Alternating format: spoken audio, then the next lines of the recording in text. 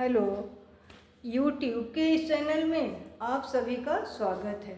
आज का जो टॉपिक है वह है हिंदी कहानी का विकास एवं उद्भव। तो कहानी का उद्भव और विकास कैसे हुआ, इससे प्रश्न RPSC, UGC NET, TET, BA, MA सभी प्रकार की परीक्षाओं में इससे प्रश्न पूछे जाते हैं। तो पहले हम लोग ये जानेंगे कि हिंदी की परिभाषा क्या है। हिंदी लिखने, पढ़ने और सुनने की जो परंपरा है, यह परंपरा लंबे अरसों से सभी देशों में रहा है, क्योंकि यह लोगों के मन को रमाती है और यह मनोरंजन प्रदान करती है। यही कारण है कि हर उम्र के लोग कहानी सुनने और पढ़ने के लिए इच्छुक रहते हैं। इसी से कहानी का महत्व आज और अधिक बढ़ गया है। कहानीकार मुंशी प्रेमचंद जी जो हैं, उनके अनुसार किसी एक पात्र के विभिन्न किसी एक अंग या उसके क्रियाकलापों को लेकर लिखना और उसे प्रदर्शित करना ही उनका मुख्य उद्देश्य रहा है। यानी एक पात्र के हाव भाव, व्यवहार, कला, सारी चीज़ों का वे व्याख्या करते हैं।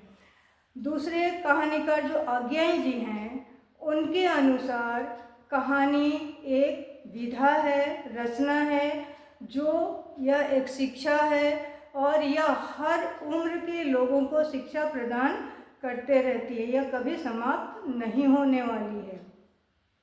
तो हम लोग ये देखेंगे कि कहानी का उद्भव, विकास शुरू कैसे हुआ।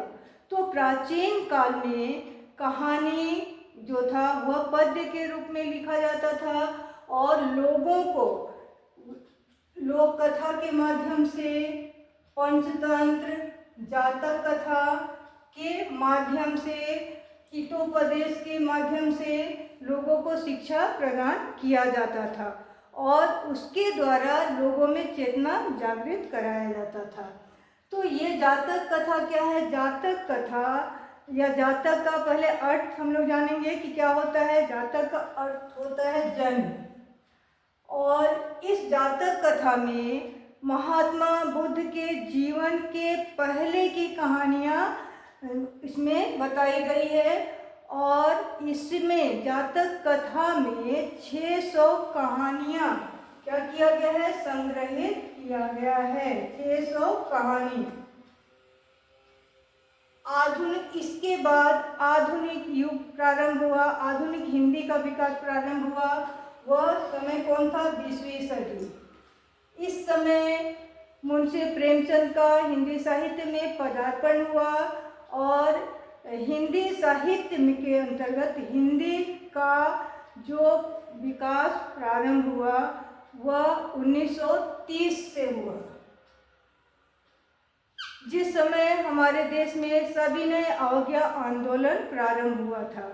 उस समय देश में चारों तरफ असंतोष की लहर फैली हुई थी। जगह जगह पर नमक कानून भंग किया जा रहा था।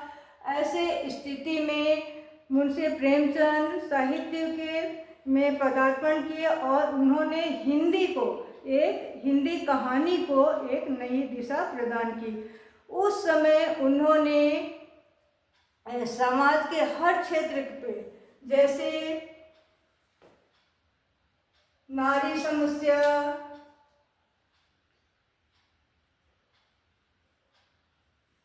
पूंजीवाद, सामाजिक नई चेतना से संबंधित उन्होंने कहानियाँ लिखी। उन्होंने 300 से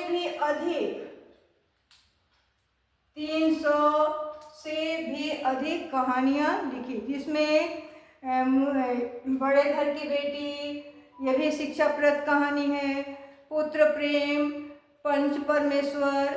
तो ये बहुत सारी उनकी जो कहानियाँ थी। ये मानसरोवर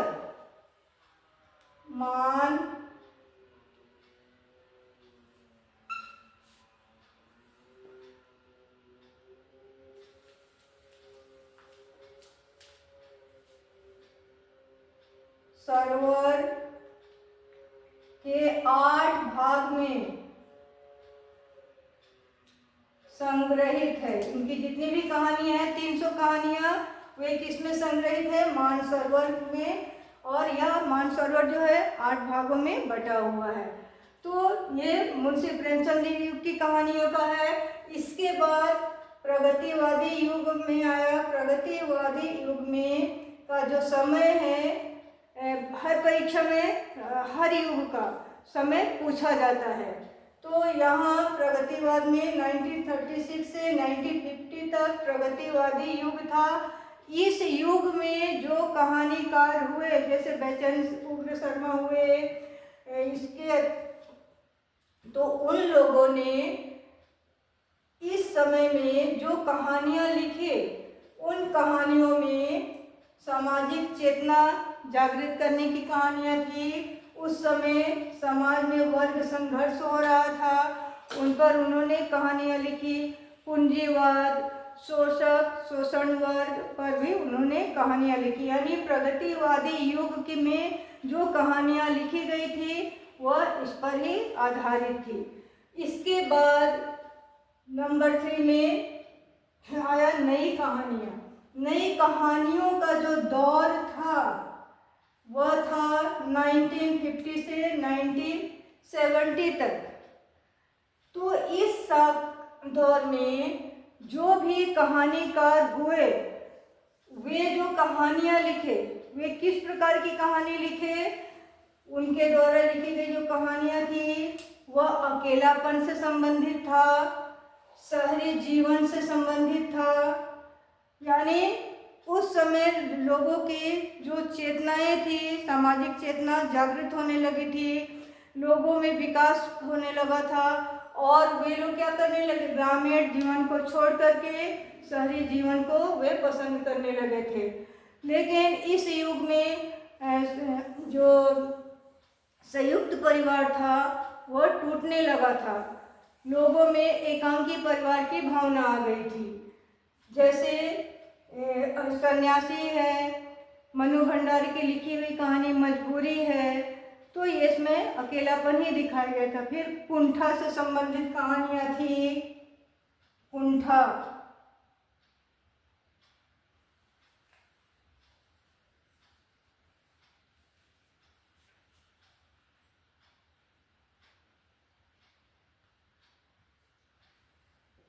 तो इस प्रकार की कहानियाँ लिखी गई थी। उसके बाद समकालीन कहानियों का दौर शुरू हुआ, जो 1917 से अभी तक वर्तमान में जो कहानीकार हैं, जो कहानियाँ लिख रहे हैं, अभी तक का समय इसमें आता है। तो यहाँ इस काल में हाशिए की बोल, हाशिए की बोल से संबंधित कहानियाँ लिखी गई। तो इस काल के जो लेखिका हुई, कहानीकार हुए, उसमें महादेवी श्वेता है, अमृता प्रीतम जी हैं। इन लोगों ने जो कहानियाँ लिखी हैं वे दलित चेतना पर आधारित है, आदिवासी जीवन पर आधारित कहानी है। तो इस तरह से कहानी का विकास हुआ। कहानी और इसी पर से एमसी क्वेश्चन भी पूछा जाता है। वीडियो आप लोगों को कैसी लगी आप लोग कमेंट में लिखेंगे। वीडियो को लाइक, शेयर, सब्सक्राइब करना नहीं भूलेंगे। साथ ही साथ अपने दोस्तों में भी शेयर करेंगे और बेल आइकन दबाना भी नहीं भूलेंगे।